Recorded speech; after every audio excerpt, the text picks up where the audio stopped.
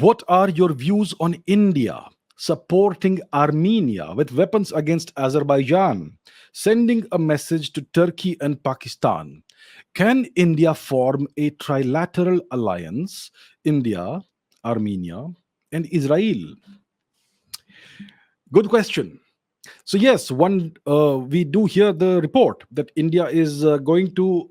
India has uh, inked an agreement, or India has agreed to sell about $250,000 worth, $250 million worth of weapons, weapon systems, etc., arms, ammunition, whatever it is, to Armenia in their conflict against Azerbaijan. Right. So yeah, so India is supporting Armenia. India is not supporting Azerbaijan. Now, Azerbaijan is a proxy of Turkey. Let's take a look at the map to understand what is happening there, because the map is our best friend. I'm sure you've heard that somewhere before. So, where's the map? Let's take a look at where this is. You know where India is? Yes, you do. Let's go westwards. Pakistan, Afghanistan, Iran, and then you have the Caucasus region. You have the Caspian Sea, and you have the Black Sea, and in between you have the Caucasus region, Kavkaz. That's what the Russians call it. So over here you have Iran. We all know Iran is. It is our neighboring nation. There is temporarily a temporary state, a temporary nation between us, but Iran is our neighboring country. West of Iran, northwest of Iran, you have Azerbaijan and Armenia, and then to the west of Armenia you have Turkey. So what's going on here? You look at the map. So this is Armenia, right? Now, if you look at this little place over here, south of Armenia, if you if you click there, it says Azerbaijan.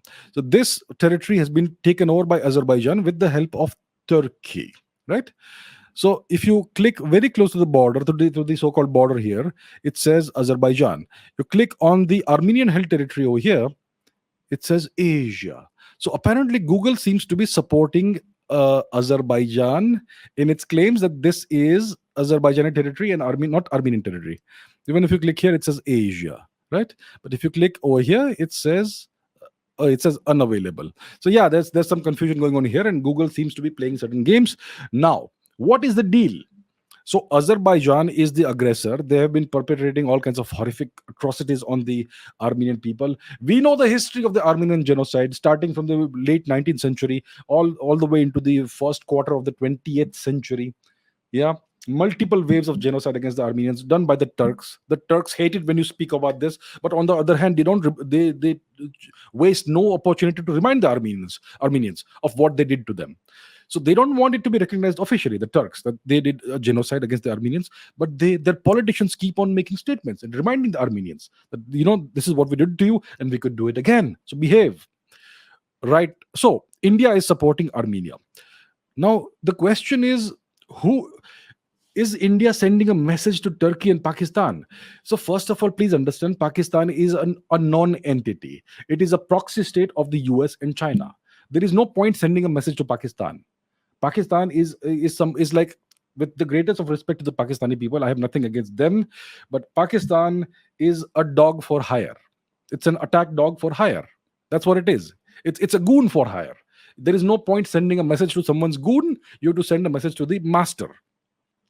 So to whom is India sending a message? Well, the question is, can India form a trilateral alliance with India, Armenia, and Israel?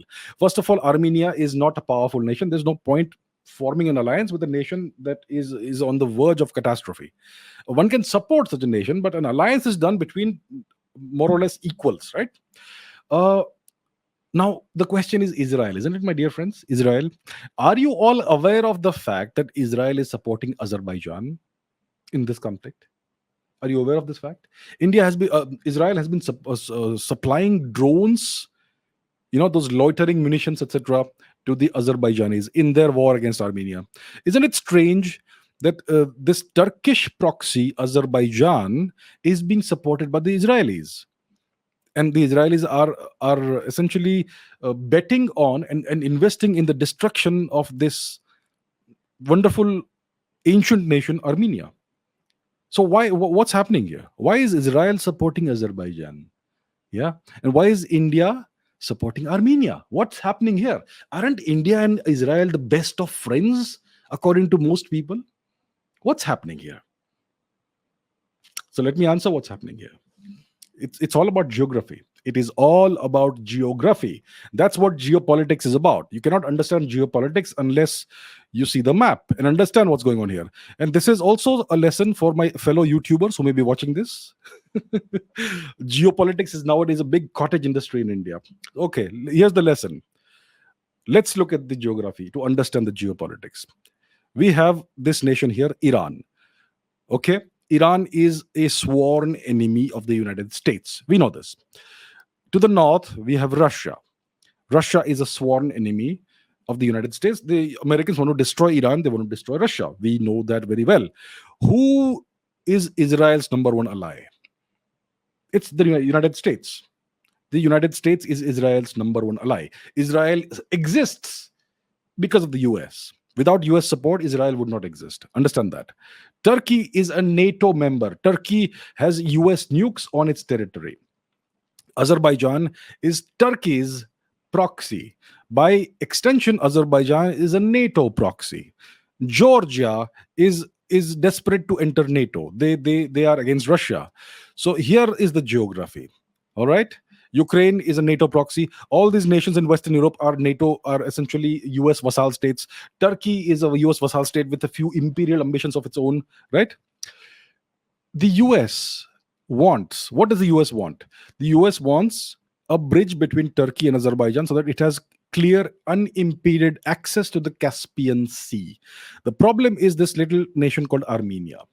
Armenia is being supported by Russia, and the US doesn't like it.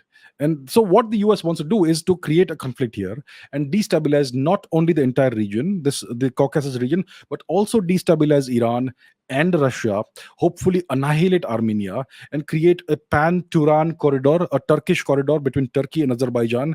And they also have nations like Turkmenistan, which could actually be bought out by the Americans if the price is right or if the situation is right. So that's what's going on here.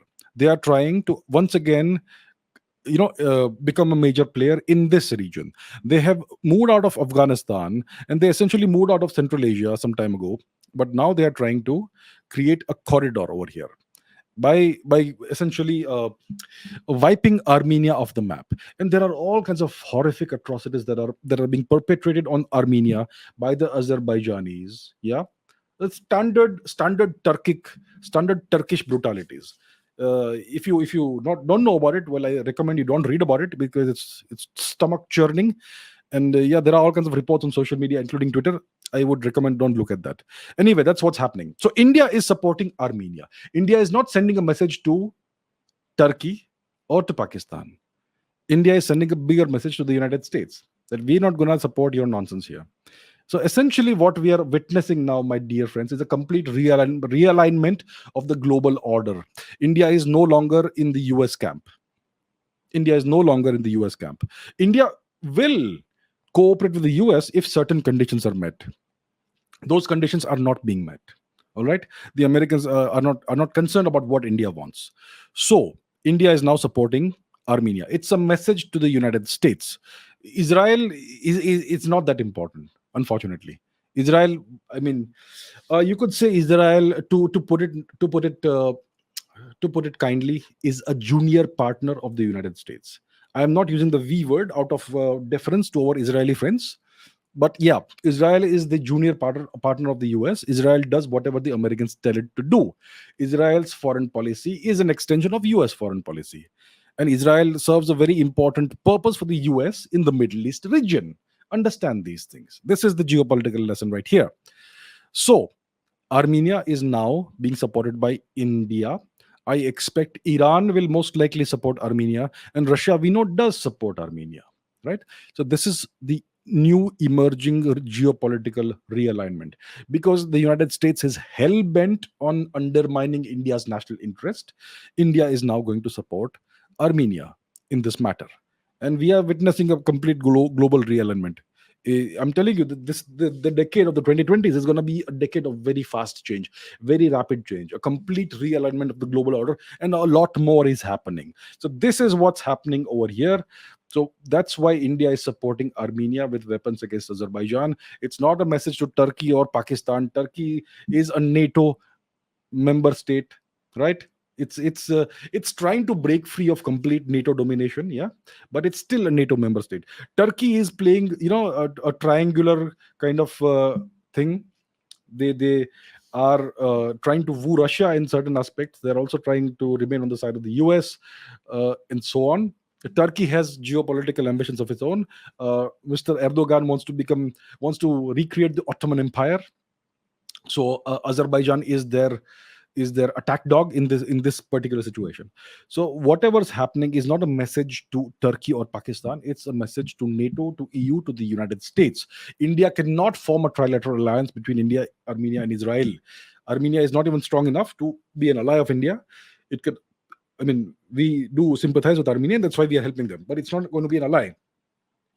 Israel, well, Israel is an extension of the US in most intents and purposes, right? I do wish them well. I do hope that they can have an independent foreign policy someday. Right now, it's not quite the case. Not quite the case.